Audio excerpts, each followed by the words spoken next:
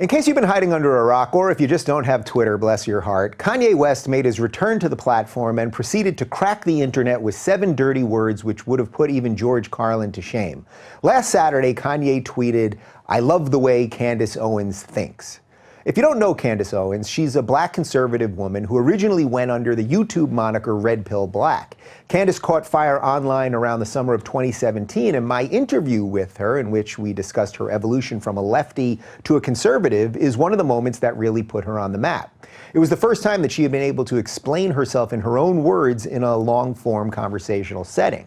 I don't want to rehash the whole thing right now, but Candace is no stranger to controversy, and you may remember that infamous debate that I had with Candace and Blair White late last year. The whole thing was a debacle, I make no bones about it, but hashtag Save Dave trended on Twitter, so who am I to complain? 2018 has already been a huge year for Candace, as she was hired as communications director for Turning Point USA, the largest conservative college group in America. Since then, she's been touring the country with Charlie Kirk, talking to young people, particularly young black people, as why they should embrace the victor mentality rather than the victim mentality. This has included directly attacking the Black Lives Matter movement as well as Democratic policies, which Candace argues has decimated the black family and the black community. Just last week, Candace, Charlie, and I spoke at Berkeley to a wild crowd. I'm proud to say that we had agreements and we had disagreements, and even though our styles are different, no doubt Candace certainly goes for the jugular more than I do, I always enjoy doing events with her and seeing her evolve politically, something I know a bit about myself. She's learning as she goes, and as she said to me in our interview, if I had swallowed the red pill, then she had snorted it. Beyond any of the politics, though, Candace is a friend, and our differences don't define us, they actually bring us together. All right, back to Kanye for a second. Beyond the headlines, I don't know a ton about him, although I'm obviously aware enough to recognize what a transcendent cultural figure he is. Not only is he hugely successful in the music world, he has a hugely successful fashion line and is married to Kim Kardashian, who has her own empire. You may not like the guy for whatever reason, but make no mistake, he is an absolute mogul. I may not like or even respect the influence that celebrities have over culture these days, but Kanye is truly someone who can move people's minds with what he raps or with what he tweets. This is exactly what happened with these 7 words. Immediately after Kanye's tweet in support of Candace, the internet went ablaze. Twitter Moments' lead story was about Kanye's support for far-right Candace Owens. Candace was called anti-gay and racist, something I'm still confused about as she's had dinner here with me and my husband at our home, where her anti-gayness never seemed to leak out. As for racist, there's nothing like a white lefty telling a black person who doesn't think as they demand that they do that the black person is the actual racist against their own race. Irony is truly dead, folks. On Monday this week, Kanye refused to back down despite hysterics from the media. He tweeted out a bunch of videos by another former Rubin Report guest, best-selling author and Dilbert creator Scott Adams. In essence, these videos were Scott talking about what a free thinker Kanye is. That's it. Next thing you know, the usual suspects like BuzzFeed, Mediaite, The Daily Beast, and others were labeling Scott Adams as far-right.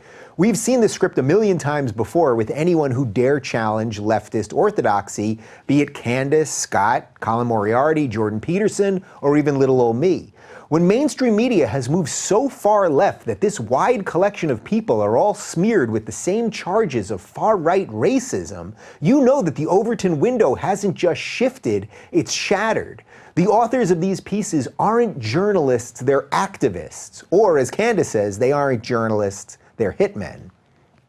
To recap, we have a new player in Candace who is fearlessly saying how she believes that the Democrats have used the black community for decades and that the victimhood mentality of the left is the root of this problem. This, by the way, is similar to what plenty of other conservatives have been saying for years, and yes, this includes even black conservatives like my former guests Larry Elder and Thomas Sowell. The voices of black conservatives and others espousing similar ideas has been largely ignored by the mainstream media, however, and that is exactly why everyone is freaking out about Kanye's tweets. He just gave oxygen to a set of ideas that the Democrats and the mainstream media don't want you to hear. And since they've controlled the narrative for so long, they've relied on the usual smears of racism, homophobia, and bigotry instead of strengthening their own ideas. Your ideas get fat and lazy when you don't have to work them out because you've owned the narrative for so long. This is where the modern left finds itself right now. If Candace's views are far right, then that means that about 40% of America, if not more, falls into that category. I do want to address a different lurking danger here, however. I know Candace, and I believe her to be forthright and passionate as she figures this all out. I obviously don't know Kanye, nor any of his political beliefs. So we have an interesting match here where Candace is now the rocket and Kanye is the jet fuel. If Candace doesn't do the intellectual work to really figure out what she believes and why she believes it, all the while being under the insane microscope of the media that's going to be praying for her to fail, well then the rocket will be faulty and this experiment will blow up. What if Kanye says something absolutely crazy tomorrow, which is not only possible, it's probable, or something that's counter to everything else that Candace believes? He's been known to stir the pot, and I can only assume that something like that will happen, either intentionally or by mistake. Does her rocket ship run out of fuel in mid-flight?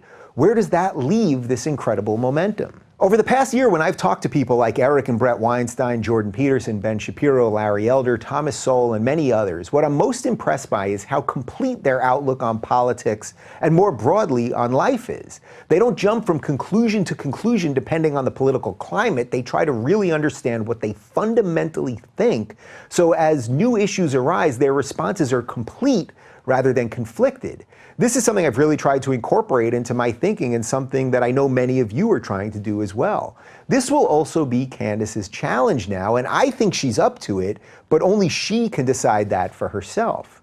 It blows my mind that every conversation we have in this room seems to become more and more relevant as time goes by.